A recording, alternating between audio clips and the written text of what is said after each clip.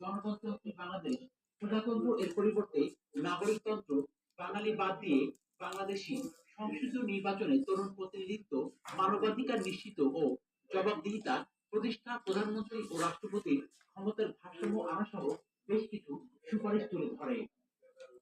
সংস্কার কমিশনের রিপোর্ট নিয়ে মতামত ব্যক্ত করেন বিশ্লেষকরা। কমিশনের যে রিপোর্ট সমূহ আসছে ভালো কথা, এটার বাস্তবায়ন যেন যথাযথ হয়।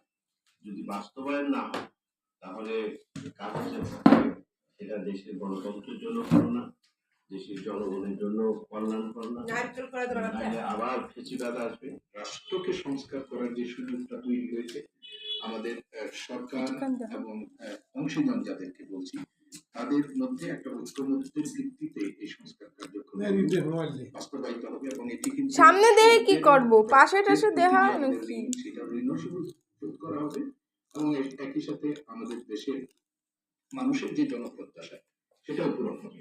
জুলাই